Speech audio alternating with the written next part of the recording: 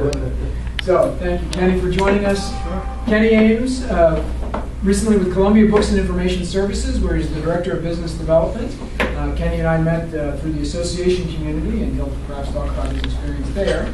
Previously, he was Director of Client Relations at Red Banyan and the Director of Business Development at Fireside 21. His previous roles also include CQ Roll Call, and then 2 positions on Capitol Hill, working for Congressman Barney Frank and Congressman Steny Hoyer here from Maryland. His educational background includes Masters in Government and Political Communications from Johns Hopkins and his undergraduate work at George Washington. And Kenny's going to be here talking about his search process, how to activate your network, and maybe a little bit of insights into the landscape for government relations, maybe. So please join me in welcoming Kenny. Good morning. First, let me take the opportunity to thank Ken for inviting me here and all of you for joining us this morning. I never start these things with a joke, but since we have 2 professionals here with the transportation industry, my father retired and now he is in the transportation industry again. He's a driver, does the airport run, and I'm originally from Massachusetts, so he's often at Logan taking people to and from the airport. It's important that you understand that the airport is in Boston for this story. And this morning, I was on the phone with him, and he was telling me that he was taking a woman back to the airport. And she was telling him that she came to town for pleasure, but it didn't turn out that way. It's a pleasure weekend, and it didn't turn out that way. And he asked, well, why didn't it turn out that way? And she said, well, I'm a Yankees fan. To which my dad said, it was a pleasant weekend for me. So as we get going, what I want to do is make sure that we have more of a conversation, and this is very informal. If you have questions during it, please feel free to ask. I have a number of points that I want to hit, but don't feel like you can't interrupt as we go along. Anybody in the back, if you feel more comfortable getting closer, I'm comfortable with that too. This isn't a wedding. We haven't reserved the front row for bridesmaids and groomsmen. And I just want to make sure that I can be heard in the back. Can everybody hear me in the back? Yes. And for our videographer, after I present, we're going to have table topics, and then we're going to get into the evaluations. Thank you. For anybody else who's a Toastmaster, they would understand that. The last thing that I want to caveat is I'm going to share some very personal information. This is my search. Please write down any methods, but if you see any personal information up there, just understand that I'm sharing and being very vulnerable, so there might be some names or whatever that don't need to be recorded. If we're okay with that, I can go ahead and get started. I want to begin with a little bit of a survey here. How many people have a resume that looks like this? Overall? Sure. How long is 2 pages?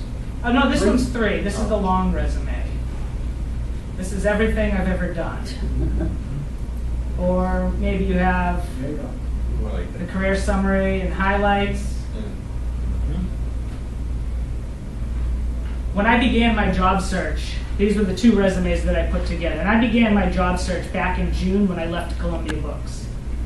And I decided at that time that I wanted to get back into public service. As Ken mentioned, I started my career on the Hill. I worked for 2 very prominent members of Congress, and I left the Hill to pursue opportunities in the private world. Others would see that as trying to make more money. But what I decided, and with the support of a very loving wife who's a successful attorney, I want to go back to the Hill or go into the association world. So I put together these 2 resumes that over the course of almost 20 years, I've accumulated quite a few accomplishments. These are awful resumes and need to be ditched immediately if anybody has them. What I have done is created 2 very specific resumes, both of them 1-pagers. And let me show very carefully. This one here is the resume that I'm sending to Capitol Hill. If I'm applying for an LA, if I'm applying for a press secretary, any position, It's one page, it's neat, and it even under activities, it's short, but it catches a few things that people might find interesting. Marathon runner, Toastmaster. Did I have a comment? Elite marathon. What's that? You're an elite marathon. Absolutely. I am not an elite Well, marathon. actually, men you're not. Thank you. Women, you would be. That's pretty elite. I'm okay. And a couple of things, but the conversation starts. Sure. Who here, just raise a hand, what is the point of your resume? Tell us the To get the interview. To get the interview. That's it. That's your entire purpose of your resume. This isn't, look at everything I've done in my career. I learned this the hard way, so maybe by sharing with you, you'll understand. There are folks that I am meeting on the Hill with much more experience than I am who have one-page resume. And the thinking is, what do you need more than a one-page resume for? It's sleek, it's easy, they know how to get in touch with you, here are the highlights, and I very specifically tailored it towards that job. This is the other resume that I use. Yes? What about applicant tracking systems? Meaning, with a single-page resume, it's hard to hit the keywords in the word cloud that is, created out like Jeff Davies, whatever it is. And I find it challenging, given those severe applicant tracking systems, to cover my bases with such a truncated resume. For that specific purpose, then you will want the longer resume. And if you are applying to USA Jobs, ignore the one-page resume. If this is, you're emailing it, it says send cover letter and resume to this email address, which in my experience in the last almost 2 months has been 90%.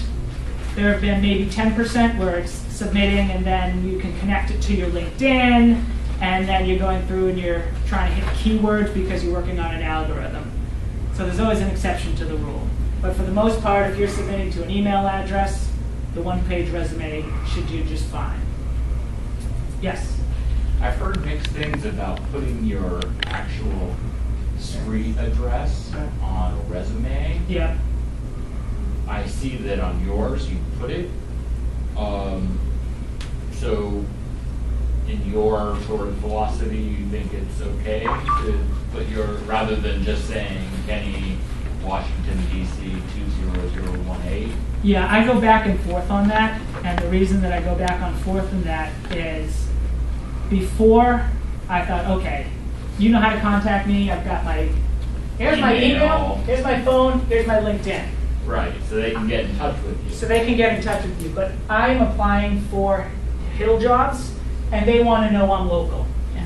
That's why my address is here. It may not be necessary if you're applying for an association, so that's something that you should also keep in mind. But if you put Washington 20018, they know you're local too. It would look, I've been working with a career coach specifically for the Hill, and I had this conversation with him, and he said, a hiring manager, if your whole address isn't there, it would look weird. So that's for what I'm targeting. But it's important to keep in mind what you're targeting. I've just heard. No, it's a great point. I've heard mixed things. Until I decided I'm going back on the Hill or going to work for an association, I thought they got my email, they got my phone, they got my LinkedIn, they know how to contact me. But because of the very niche field that I'm applying to, they'd say, his address isn't here, it looks weird. Okay. Does that make sense, Giovanni? Yeah. Sorry, I have one more. Please. I am very irritated at the critique of your resume reads doer, not achiever. And I see that this is a very much achiever, and I see what that means epitomized by this one-page resume. Yeah. It has action words and things like that versus experiential. Yeah. So I struggle with balancing those two things, the doer versus achiever, and doing career summary versus cut costs, blah, blah, blah. It sounds like an advertisement, Yeah. You do too much achiever. Yeah. That's sort of like... Is that a question for me? Yes, just like how do do you deal with the doer versus achiever thing, or in your experience? In my experience, tailor it Yeah. towards the hiring manager and the industry. And may I ask, can I use you an example? What are you applying for? Everything. Throwing spaghetti right now. No, but with health promotion, I'm doing some jobs with health policy Okay. and health sciences, and then, but I'm also doing things with like creative or technical writing and proposal writing, RFPs, Okay. like that. So, but I'm kind of up for anything. I've been in the same field for 10 years, and I just really want a new challenge. So. Okay, and I'm going to get to this in my part of the speech when I get more towards the meat of the using your network. Sure. And what I would say to you is talk to others and figure out what that industry, what the jargon is, what everybody else is doing. There are ways to stand out. That, for example, when I'm applying to congressional offices, every year there is the Congressional Capital Challenge 3-miler.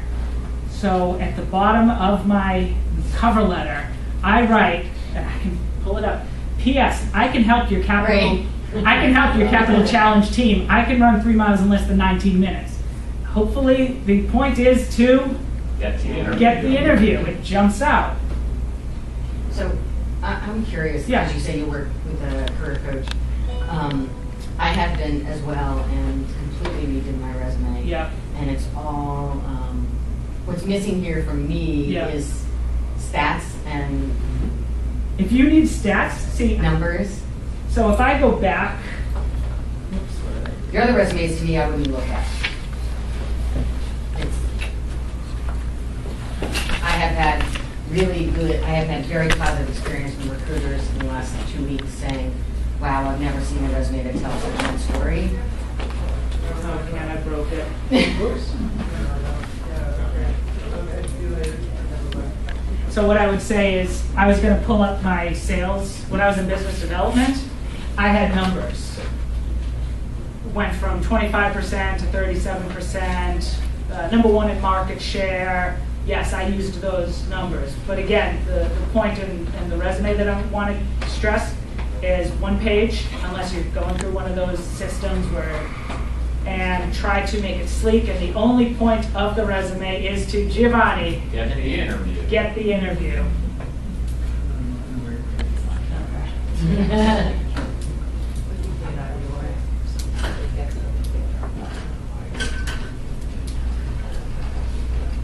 So the one and only point is get the interview. And you can see here, I have numbers here, 200 to 800, market share 27%, 80%. So what's so great about your new resume is that puts you so many compliments? It looks attractive, it looks different, and it just tells a good story. I'm different because my career has been in communications development and government relations, so I'm kind of all over the map. Yes. So,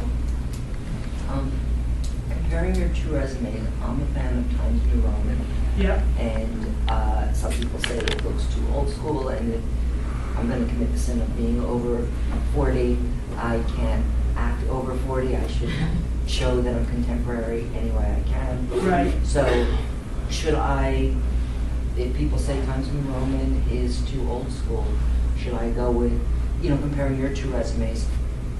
One looks more sleek and contemporary. Yeah. What's your advice on that? My advice on Times New Roman is something that somebody once told me, and please don't take this personally. It's Times New Roman is the George Costanza of if he could walk around in sweats all day and is acceptable, that's Times New Roman. Now, again, you just want to get it on one page, so that's my opinion. Like any opinion, there are two schools of thought, and both of them are probably wrong. I've heard. Let me ask, how many people here have redone their resumes no less than 5 times? in what period of time? Exactly.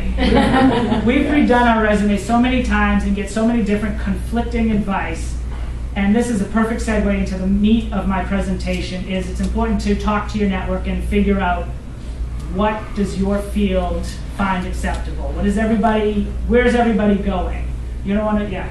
I know you want to get on with you know. Yeah, sure. I can pause here for a minute if we Yeah. want to talk more if that's what more helpful.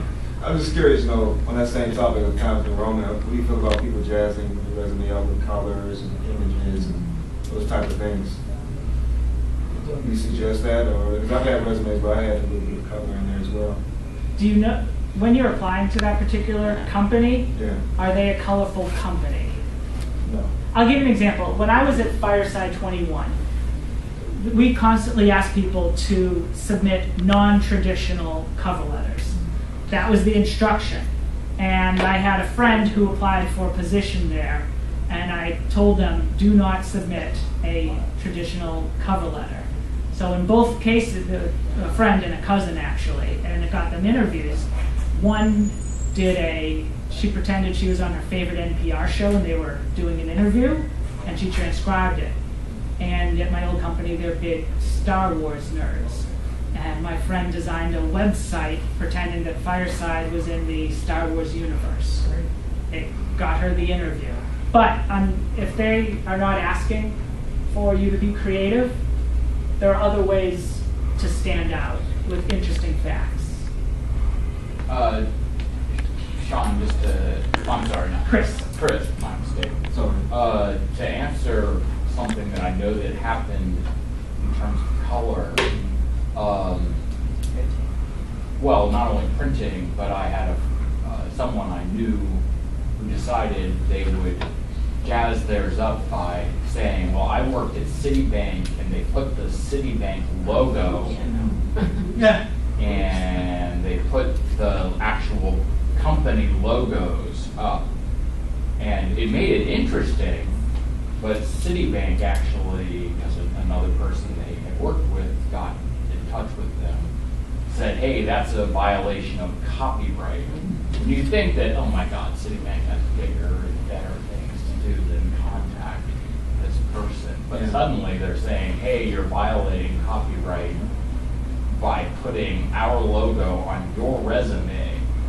But, you know, you don't want to be sued by Citibank for just a stupid resume. but there's a good So be place. careful about time and place in terms of what you're putting color and how you're using images. Did you get the interview? No. But there is a good place for the logos, and that's on your LinkedIn profile. So what I'll show with my, okay, I got it. It keeps asking me to do things here. For my experience, sleek and simple. It's got the dates. So for Columbia Books, on my resume, it has the end date of June. For your LinkedIn, if you've left someplace voluntary or not voluntary, it's okay to keep it present for now. I mean, My old employer made me take it off. old employers may make you do that. Mine is not making me do that at this moment. It's just easier when you're looking for a recruiter. Recruiters are trying to find you here. So as long as they haven't told you, you can be a little lax on that. But what I haven't done, which my old LinkedIn profile, I used to have all these bullet points of what I did there. And it was useless. This is sleek, it's easy to look at, I can get through it. And you know what, if you have questions, reach out to me. Call me in for an interview. Instead of they find one bullet point and go, oh, no, we don't need that. Having been in business development for 10 years, there have been a few instances where I've talked myself into the box. I don't know if anybody's familiar with that concept, where you offer a little too much information and they go, oh. The other way to think about it is you're painting a view of the ocean. Let's assume we're all great painters. I'm not, I'm horrible, I can't even write. And I paint the beach and the ocean and some trees, some clouds, a little sun, and then a seagull. And the person I'm showing the painting to goes, oh, I don't like that seagull. I didn't foresee it in there. And the whole thing is done. So with your sleek resume and your LinkedIn profile, it's nice and sleek, and it's not giving too much information. I've got my education, and then I've got a few volunteer experiences, and then anybody who's given recommendations. And it's okay to go ahead and use your network and solicit those recommendations. So what I have done is, and this is my dashboard here, I've also tried to post articles, relevant articles. Some of them on, I used to give a presentation, I still can, on Inside the Congressional Mind, how to influence staffers. So I post things on that. I last week got published in Run Washington. I run my son to daycare and wrote an article about that, and they published it. So I shared it here. But I'm trying to get my views up and get into the eyes and on the radar of recruiters. And if you have contacted me through here, last week I got a call from a recruiter. She liked my LinkedIn profile. She asked how many people I managed at Fireside. I said 5. She said, oh, I need somebody who wants 20. And I'm glad she asked it up front because I didn't want to waste 20, 30 minutes if I'm already disqualified in that position. Right. If she said her client was very specific. They want somebody who's managed a team of 20. That's not me, and I'm not going to try to make it me. I had it very similar. They wanted someone who had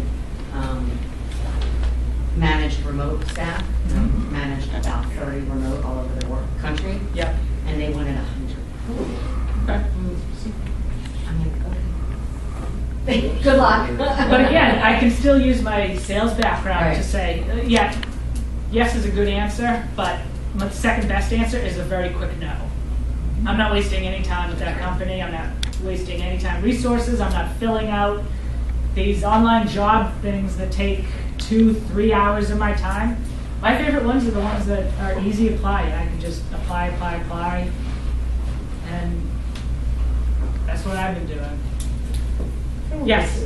In terms of LinkedIn and actually a resume, if there's specific accomplishments Yep. within that job category, you don't feel it's worth it to bullet point them? Is it going to get you the interview? That's the one question I want you to ask. Mm-hmm. What I do is I look at the job description. I copy and paste it, and then I put it into bullets. And then the ones that I have done, I incorporate it into my cover letter. If it says, for example, I applied for an energy and environmental LA with a member from Mid-Atlantic State to be as a legislative assistant. So when I was with Steny Hoyer, I talked about, back in 2000, I don't know if anybody remembers, there was an oil spill on the Patuxent River. It affected his property. I talked about the countless town halls that I went to with him. I talked about touring Calvert Cliffs nuclear power plant. I talked about when I was with Barney Frank working on Cape Wind, or LNG, liquefied natural gas, or the connection between Massachusetts Bay and the Chesapeake Bay. I very specifically tailored my cover letter to things that I knew applied. So these accomplishments, they're great to have. They're great for stories in your interview. And if you can tie them into your cover letter, use them. That's a great place to put them. Notwithstanding the amount of effort it would take, what do you think of the idea of customizing a resume for each job you apply? Great. Many people say we should customize the resume for every single job. I'm too lazy to do that. It's a lot of work, and for me, if I apply to 100 jobs, I might get 10 calls, which might lead to 8 interviews, which might lead to 5 second rounds, which might lead to 1 or 2 offers. And so I'm trying to maximize my numbers, increase the odds to my favor. I'm curious what your coach said about cover letters, because more and more people are, even though they ask for them, they don't look at them. And I know as a hiring manager, I didn't look at them. Yeah. You just don't have the time. And So- so for you to tailor your cover letter and not have it in your resume, like if I was hiring you, I'd want to know in your resume that you did energy work for Steny, Right.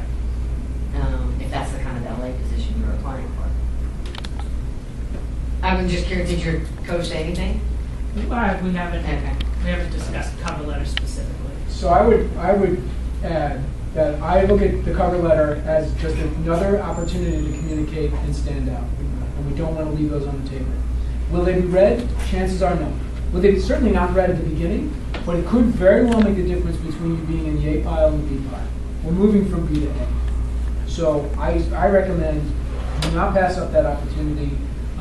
It should not be long. It should be tailored. It should impact, hit on all the key points that they are looking for in that opportunity. But don't pass up the opportunity to communicate in the cover letter, because you will stand out, because 80% of people will not provide a cover letter. Any other questions before I get into the real meat of Activate Your Network? Because that's a great tie into what I'm about to say. Sometimes I find, especially, and I can't say necessarily only with government jobs, but I do find that there are things like, and know this piece of proprietary software. Yeah. And it's like, I have all the experience they're asking for. I can write a great resume and a great cover letter, but then it's like, and know the Fred Flintstone software. And I'm like, do I just omit that I don't know the Fred Flintstone software? That ties into, do you have anybody, can you look in LinkedIn and it will tell you, do you have anybody who works there? Ask them that question. Because if they can find out for you and say, oh, no, they just need to know that you know similar software. Or, yeah, if you haven't done this, then you're disqualified. Okay, because I'm like, sometimes I don't even bother to apply. I'm like, I can do Excel, but and maybe you that's need a good to know another, kind of accounting software. I mean, it's like, I don't know whether or not to even apply. What I would do is talk about that you know accounting software. And if it's a job where you need to know Fred Flintstone accounting software, and also, is it that hard to learn? Having worked at Fireside and in sales, I'm a CRM expert. I know CRMs inside and out. And I can name a few of them that I've used, and I know many that I haven't used. But the philosophy behind all of them is the same. Is the same. And I can go from one to another. I assume most software is like that, but maybe some are so specific that they need that. And in that case, how long is the value proposition? How long is it going to take you to apply for the position versus not applying? Is it a 5-minute submit your cover letter and resume that's standard and ready to go? Or are you going to have to spend 2-3 hours for that one? And that's something that you'll have to figure out. So let me get into, Go ahead. Oh no, I just had one LinkedIn thing per what you just said. Just I applied for a job and I looked on LinkedIn to see if there's anybody who worked there. Turns out it's like a buddy of mine from college who I didn't recognize because he had dreads in college and he was all clean cut. Hysterical coincidence. Met with him. He said I'll go upstairs and brought my CV, job description. He said I'll go upstairs and tell them. The next day I got a rejection letter, no interview, no nothing. So my question for you is, should I write the person who emailed me, the recruiter or whomever, hiring manager, and say, thank you for letting me know, what could I have done better? Do people respond to those, or should I just let it die? Die. Got it. Oh, wait. Because I'm sick of dying over here, I feel like I'm throwing out flares and shit. Just die quickly. No, die quickly and move on to the next line. Especially if you've had no contact with them. Right. Like, Here, I'll share an example. I went to GW.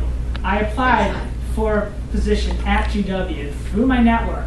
I got an interview for a position that seemed like a good fit. The night before the interview, I got an email from the woman's assistant. She's had a family emergency. We have to reschedule. Okay, that happens. And she said she'd be in touch. A week later, I check in. I hadn't heard anything. And a week later, I get an email, generic email. We're moving forward with other candidates. Do I want to die? All right. Do you know what I want to do? I want to call the president and say, I am an undergrad, I am a donor, this is not how you treat me. What am I going to do? Die. Not a goddamn thing. Pardon me for the camera back there.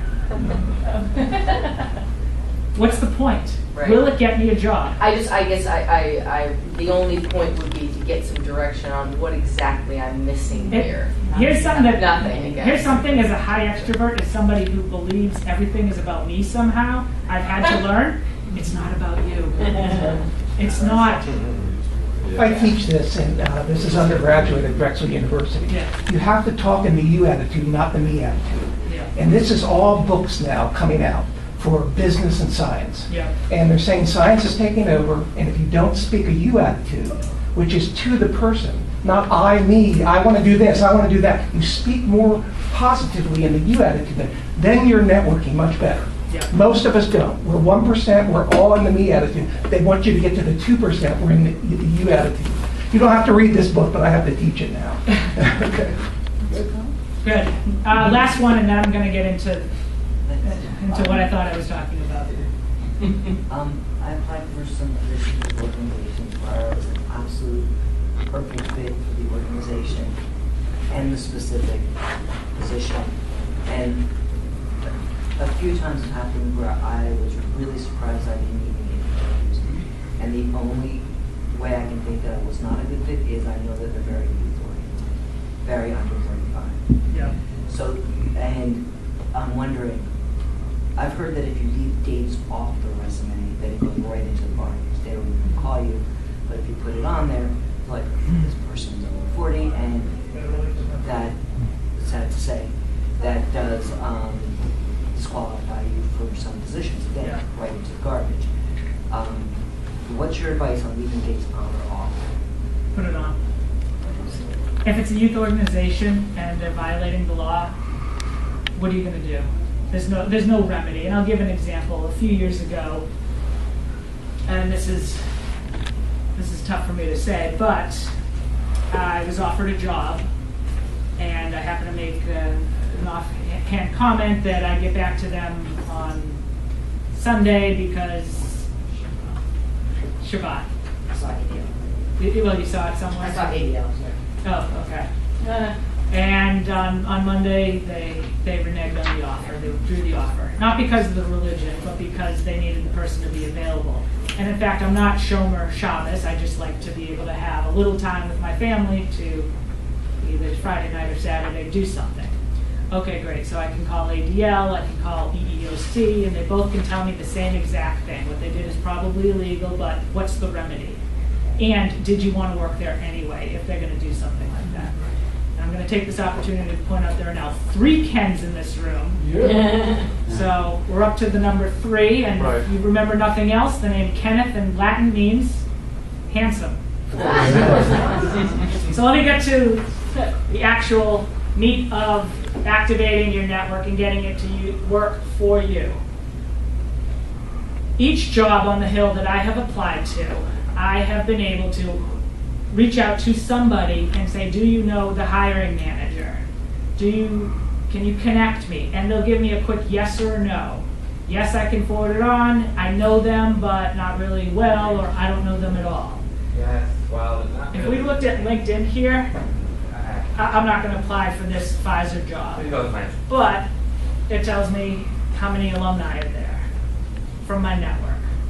Let me see if I can find I something. know the hiring manager though. I We'll have talk to. later. Okay, and for APCO, it tells me I have 7 connections here. So I can look into these connections and figure out, well,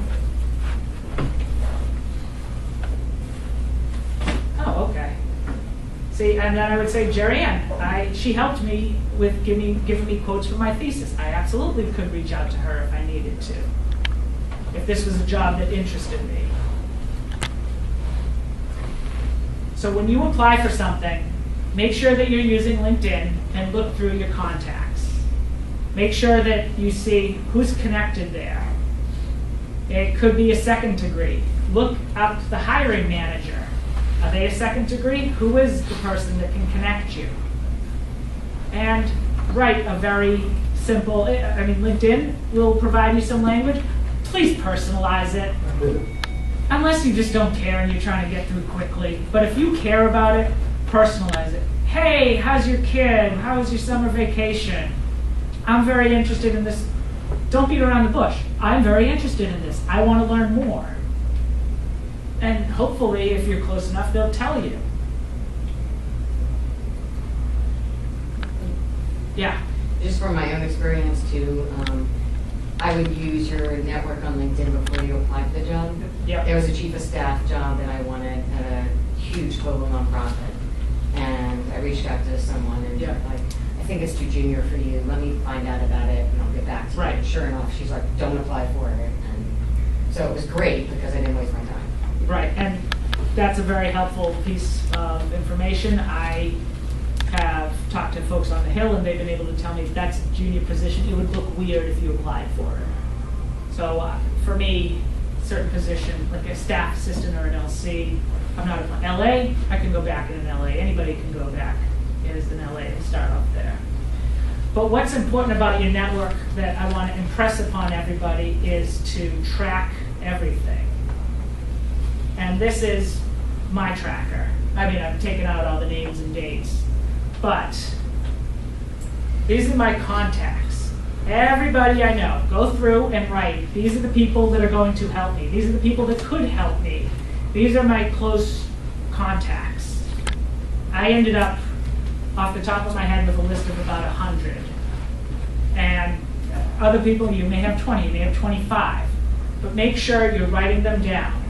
And the fields that I find helpful, first, last, what's the company? You may want position, that's fine, field, how you were connected, when your follow-up was, or not how you were connected, when you connected, when you followed up. How can this person help me? Be very specific. They can introduce me to the hiring manager. They will forward my resume along. They will find out information, whatever it is. Write down how they can be helpful. And then I have a section for notes. So I'm going to go through all 4 of these tabs that I have. Does anybody have any questions on this one before I move to the next tab? The next one is targets. These are the companies that I want to work for, that I've identified. For my case, these are certain associations or certain members of Congress. When I'm asked, what issues do you want to do, and what members do you feel most comfortable working for? I typically say New England, Maryland, and Virginia. So basically the I-95 corridor. That's what I say.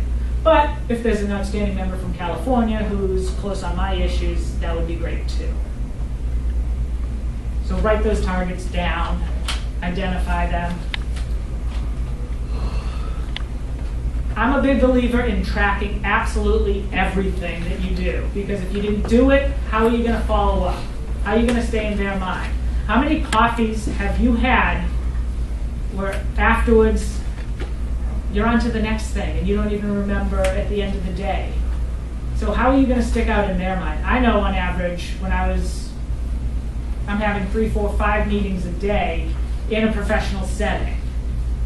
Am I going to remember the details of the second meeting? So I have to write them down and be diligent about following up. So these coffees, I write down first, last, who they work for, what organization, what's their role, what date did I meet with them, what are the notes, what are the follow-ups.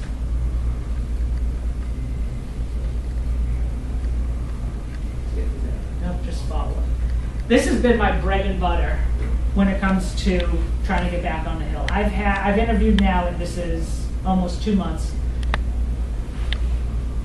4 or 5 different positions up on the Hill, ranging from a press secretary to an LA to a system administrator. I've had a diverse background.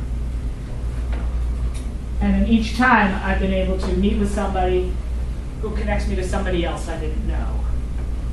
For example, I had some close friends, I've helped them get jobs in the past. Well, they were able to say, I was able to ask, who can you connect me to? I'm being broad, you should be a little more specific when you're targeting, but for the point of our discussion, I'm being a little broad. Who else can you connect me to? And they say, well, I know the chief of staff, I know the LD over in another office. It may or may not be helpful, but it keeps the line moving. So I'm having a coffee with somebody I didn't know. What am I doing? I'm expanding my network. and I'm using it to work for me. And at the end of every single one of my coffees, and I hope everybody writes this down, my last question is, what can I do to be helpful to you? And the answer, they'll be, oh, thank you, that's very kind of you. Nothing right now. Some have been a little more forthcoming. I hope you get a job up on the Hill because then I'm going to ask for a meeting. Sure, I'll take your meeting. Or, hey, I just need more allies up here. Or at an association, if I have a meeting with them. Hey, if I get a job on the Hill, what do you want? I want to be a resource to you. I want, if you handle my issue, for you to pick up the phone and ask me what my organization thinks about this. So it's not entirely transactional, but this is how DC works. It's your network's working for you, and what can you do for them? The most important question I've ever asked is the first one is, what can I do for you before I have a favor to ask? And that we're all sitting here, we all need some help now. And I know everybody here has helped other people. So who have we helped? I'll pause there in case there's a question. It's just a logistics question. Yeah. Do you find Google Spreadsheets works better than doing in Excel, or is it just... So I interviewed last week for Google, so I have to say, and it would be to help members of Congress use Google well. I happen to be very proficient at Google. If you want to use a regular Excel spreadsheet, it's a preference. But for me, if I am not I'm usually remote, walking around, I can access it on my phone. I can pull it up. I would just say too, don't hesitate to contact someone who's not in your network for coffee. There's a company, he's a great networker in Montgomery County and he's new to town. And Yep. I emailed him on LinkedIn and we're having coffee in 2 weeks. That's a great point. I emailed randomly. I identified chiefs of staff on the Senate, who I had no contact with, but these were from states that I had identified, and every single committee, House and Senate. And the email was very brief. Thank you in advance for your time. By way of background, I worked for Congressman Steny Hoyer and Barney Frank before transitioning into the media and communications world. I'm interested in returning to congressional service. If you have time for a very informal coffee, I would be very grateful. Do you know what my success rate was? 1 out of 4. So what is that? If I emailed 25 people, that's 5 or 6 I didn't have contact with before, and now are going to, and I've met with them or they're on my schedule. And they become some of my best contacts. 3 Senate chiefs of staff who I had no contact with before. When I interview or apply for a Senate job, I email them and tell them I've interviewed or I've applied for this job. Last week, I had a reply saying, great, there's a Senate chiefs of staff meeting. I'm going to talk to them about that for you. I didn't know him 7 weeks ago. Don't be afraid to email people at a high-level position who might be helpful. They can not reply, which most of them do, but the ones that do, they'll be very valuable. And, of course, I find it essential. What jobs have you applied for? Make sure you list them. Now, for me, it's also important to keep track, since I am claiming unemployment. So that keeps track of which job I did when, and I don't know if anybody lives in DC. That's not something I feel like an expert to talk on, the DC unemployment, but it's important to track pretty much everything.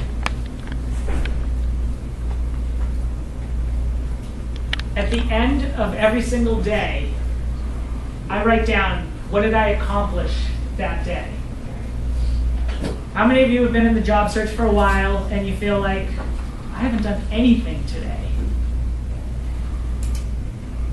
I look at this, I've kept this going since I started. And just wrote down my accomplishments for that day. And at the end of the day, it looks pretty good. I also, again, run the Google Suites. I use Google Keep. This allows me to open. It'll open. Is it one of the, Oh, there. Okay, so it's Google Keep, and I use the list. This is helpful to me because every Sunday night, these are the things I want to accomplish this week. And then in the morning, I review. These are things that need to happen today. And yes, sometimes things get pushed. I think I can check this one off. I have a question. Yes. I think all of this is incredibly awesome. My only concern with using this is the privacy aspect. Yeah. Because, is there another app that could do similar things where you don't have to worry about sharing it with the universe potentially? it's all private, it's under your Google. Okay, so. Yeah, if you, I'm just sharing it with you. yeah, if you click No, I get out, that. I get that. if you click out, you see there's 9 dots up there, and that's where all the Google platforms are. Uh-huh. And the only way you get to them is if you look all the way to the right, that's Ken's, Ken's logged into his Google account. Right. So this list will only show up for Ken. It's not on the universe. Okay. If people are worried about data security, that's something else, in which case I remind myself it's not about me. Who cares? Right. Milk, eggs, bread. Right. What does Russia care about that? Yeah. Volunteer work, particularly as you're looking for a job, you're employed right Yeah. now, and I've heard it's great to have, substantive volunteer work to demonstrate, you're still in the market and making a contribution. Particularly in your case, as you're looking for congressional position, I would think that some sort of campaign volunteer position would be really valuable. And on my resume, I list my campaign experience that I send up there. I have also considered taking a fellowship, an unpaid fellowship. I've also considered, the one thing I is supportive as my wife is, I can't go on a campaign and leave her with our 2-year-old son. I could, but I'd come back, but she wouldn't be there.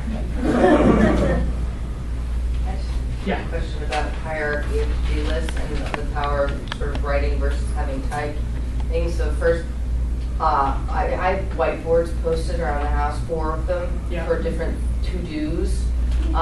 Anything from creative to avocational to higher projects.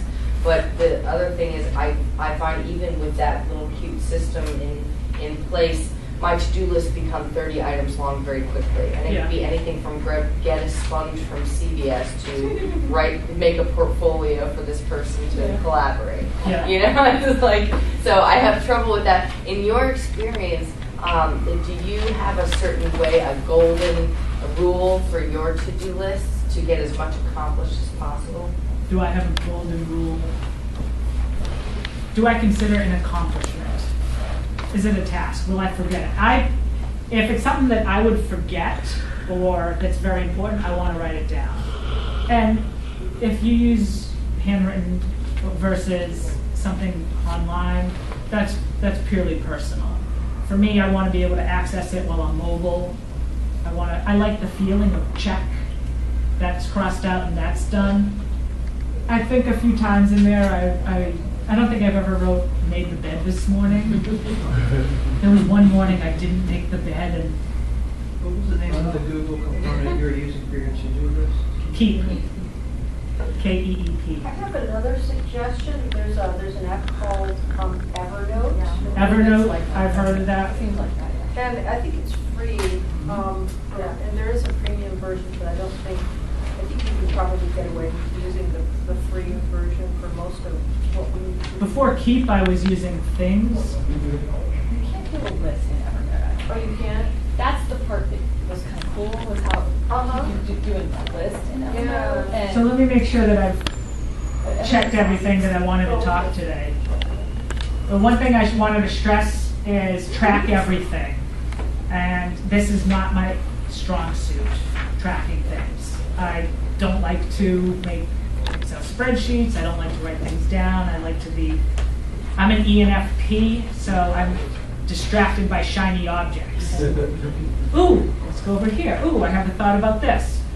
That's why I have to be so detailed about what I've done.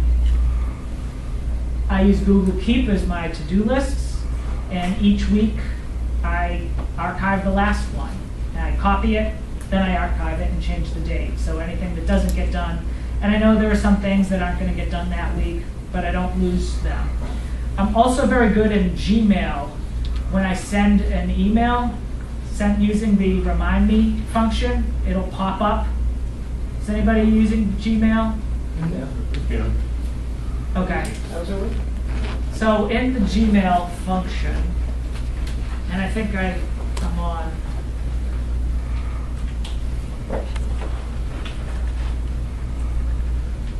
You're still there, I think if you. No, I'm on my computer. Oh. All right, and there's no great way to put, this is on, so this is the inbox. And on some of these, I'm able to hit snooze until, and if I email somebody, all right, I need to follow up with them in a week, I'll snooze it for that day, if they don't reply back. How many people have had that example where you email somebody and you know they're going to get back to you, and then they just don't? So you have to follow up and email them. Oh, sorry, I was on vacation.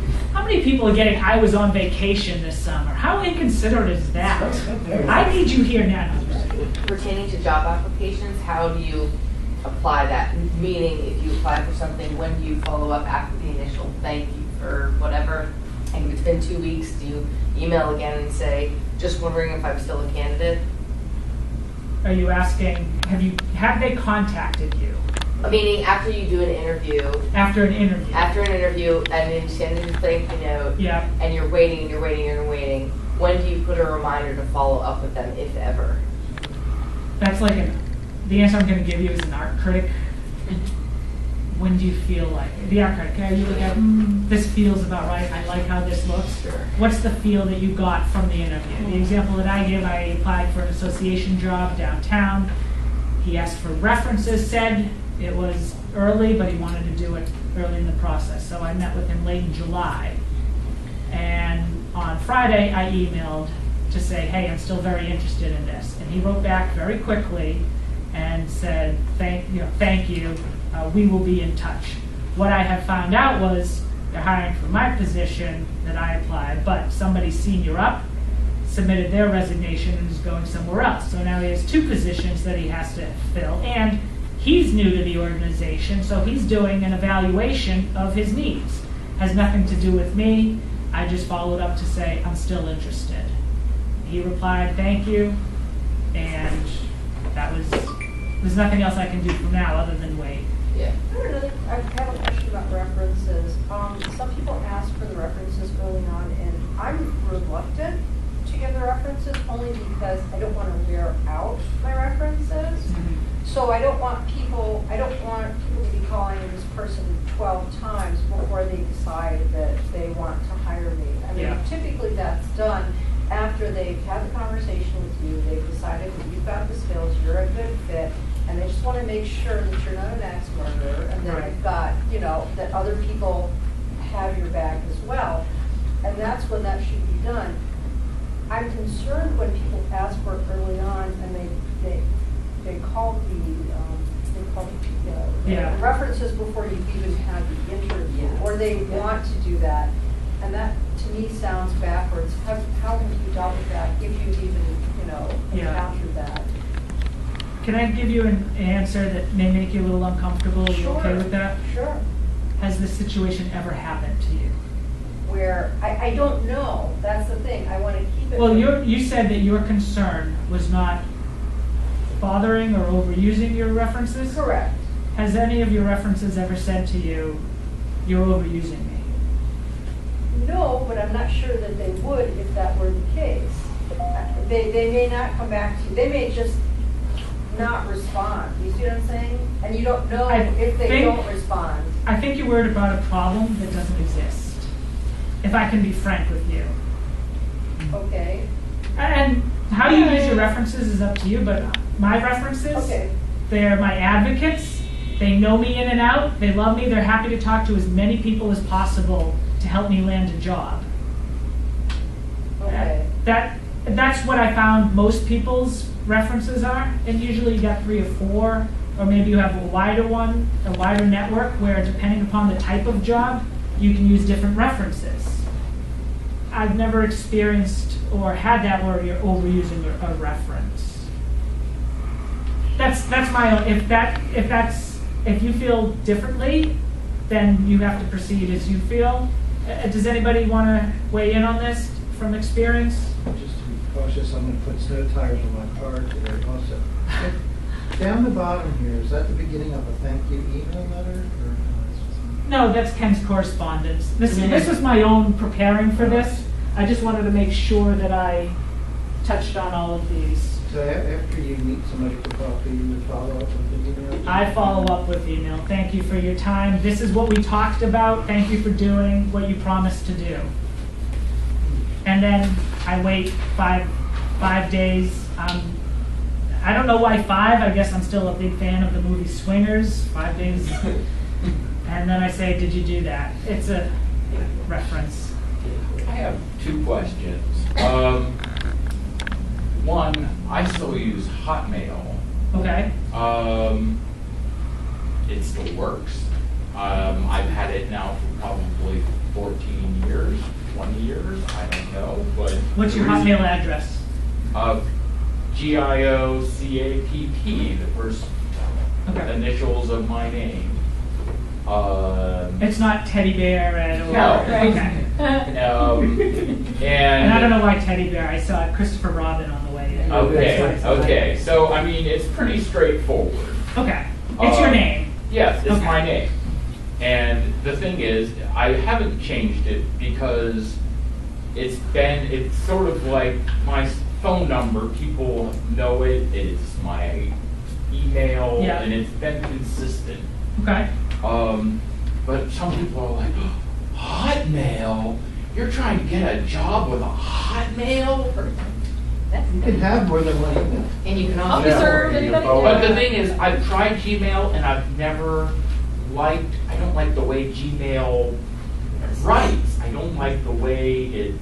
Yeah, it sucks, but you can. Have you thought of using an email client where you can have your email from different servers go all into one area, that's what I use. Sorry, Maybe, I think. Yeah, get a Gmail and just have it forwarded to Hotmail if that's the platform you prefer. Yeah. I think Hotmail, you do run, not to speak for you, Kenny, but I mean, we've heard this from many other speakers before, Gio, you know this.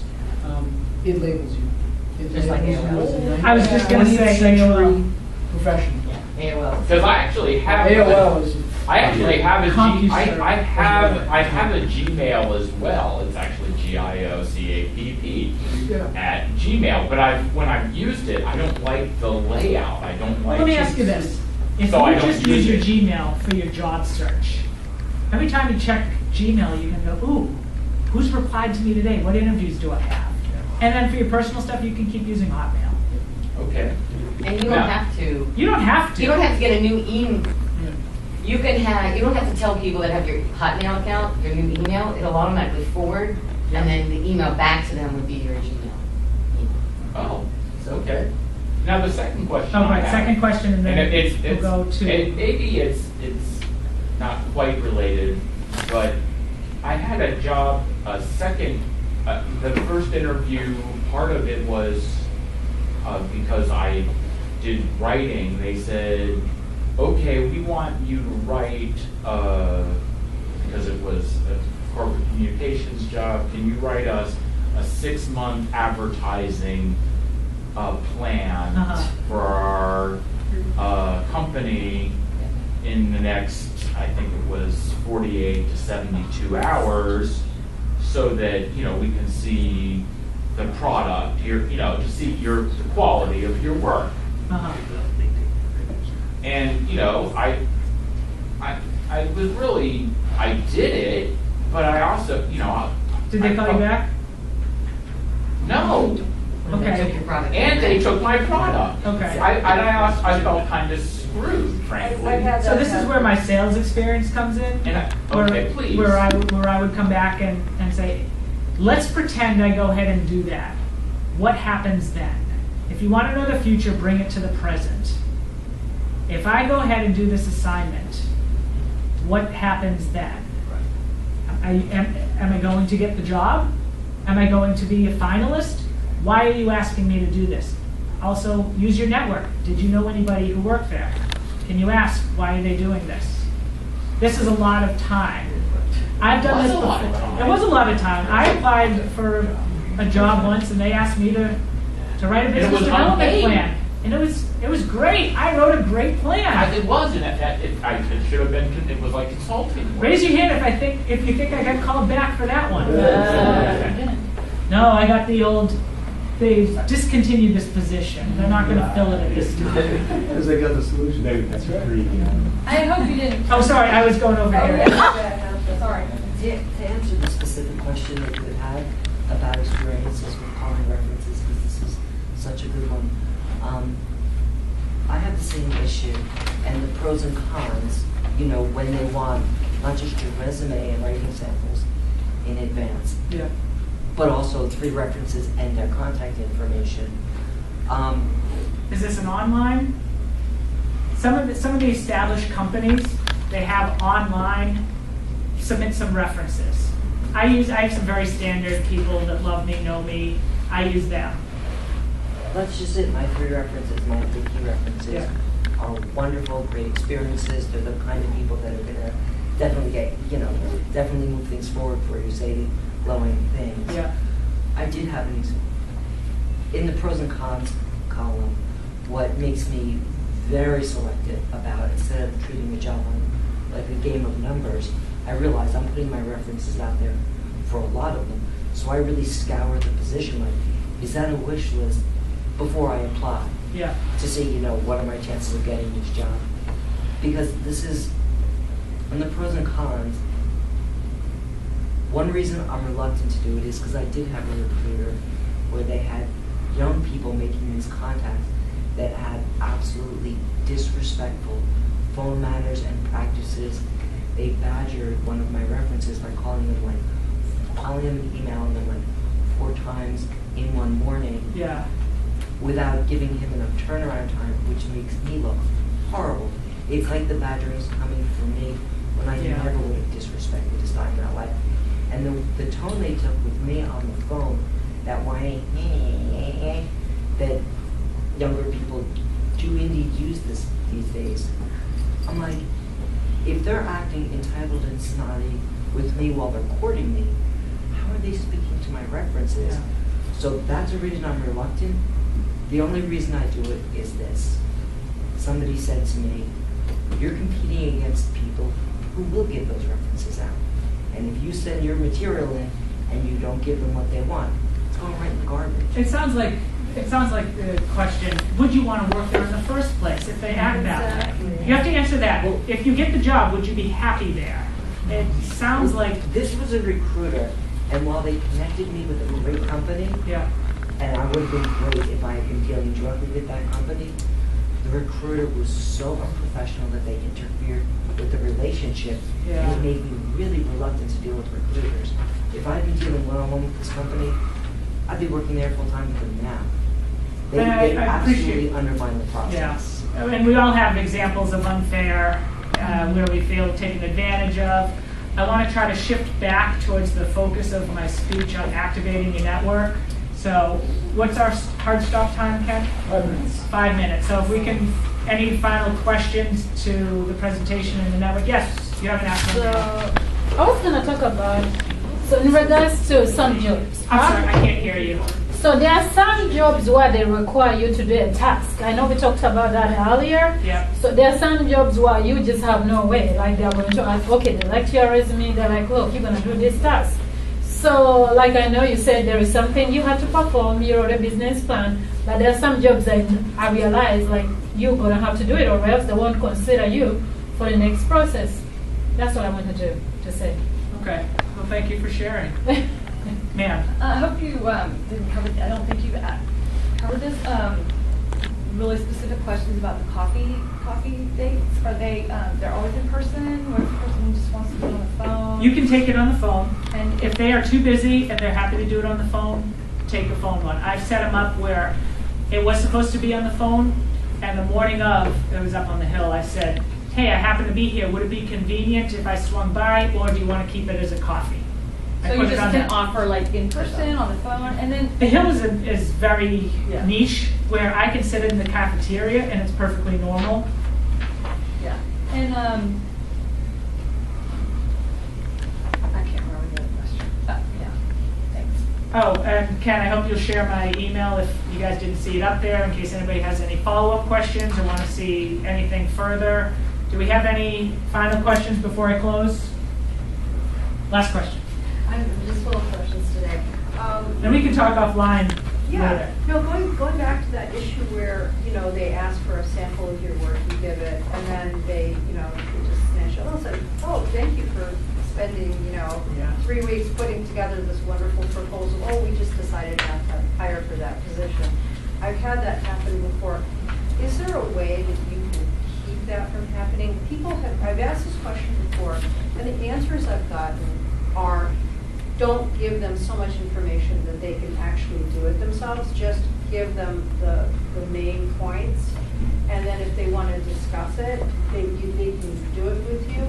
I don't know how you feel about that answer and what your experiences might have been with that same situation. My experiences is I've been a sucker before. Yeah. And I've done all the work, as everybody here has done, and now my philosophy is I want to use my network, find out, does anybody work there? What's the company's reputation? Would I want to work there? Seriously, I know sometimes we're like, oh man, I got to get something, but would this be putting me in another bad situation, another bad company on my resume? So most of the good ones, they're not going to ask you to do stuff like that, in my experience. Now, there may be some real technical things where you have to demonstrate that, yeah, I'm an accountant and I don't confuse 3s and 8s. That's probably bad. So let's talk offline. I'm going to close for Ken as I'm getting. So I want to make sure I reiterate, make sure you track everything. You don't have to do the way that I did it. I was just sharing what works for me, but track it somehow. Make a list of tasks, accomplish them, check them off. Use your network, expand it, meet people, reach out to people that aren't currently in your network. Ask them to connect you to somebody else. And 1-page, neat, clean resume. Oh, I didn't get to this. Focus in and you'll catch more. I was out all over the place. Yeah, I'll do this, yeah, I'll do this. Once I said, I want to be on the Hill, or I want to be on the association, now people understand. Now they know how to help me. But if you're like, yeah, I could do a bunch of things, then the coffee will go, well, that's nice. I'm glad that we caught up. Targets, list of coffees, track your jobs that you've applied for. Yep, I'm a Gmail fan. Oh, and the follow-up to your network. Send an email once a week, maybe every other week. These are the jobs I interviewed for. These are the jobs I applied. Who do you know? Can you help? And also make sure that you ask, what can you do to be helpful?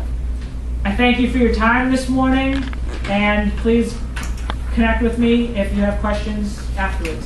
Thank you so much. I really appreciate it. Thank you. Learned a lot, so thank you. I just want to underscore some of the points Kenny made, which is we want to turn this paradigm around. Too many of us sit at home in front of our computers, fiercely monitoring LinkedIn and our email, hoping that the next email that comes through is going to be the job that we want. And we know that's not the way it's going to work. Activating your network, being proactive, identifying that target list of organizations that you want to go after, and then finding connections into those organizations, that's the critical piece. Finding what I call, Marnie's heard me say this before, a side door. You can't just be in the flood of people that are going in the front door, resumes at abc.com. You have to, as Kenny pointed out, find a connection, a way into the organization that helps you stand out. So Kenny made a lot of points that we reiterate in our programs here at 40 Plus. So thank you, Kenny, for a terrific presentation and some really helpful ideas. Please share your feedback. It's very important to us. We're going to do a little drawing. One of our friends has donated this exciting book, The Big Book of Apps. because yes, there are apps for everything, from running our job search to the task lists and the reminders that we mentioned before. So we're here in a new month, here in August. So who has an August birthday that hasn't happened yet, that's coming up in August? Any other August birthdays here? Sir, Sean, when's your birthday? The 21st. Early present from 40 plus. Thank you. Thanks for joining us. So once again, first time folks, so people who haven't first time in a long time, first timers.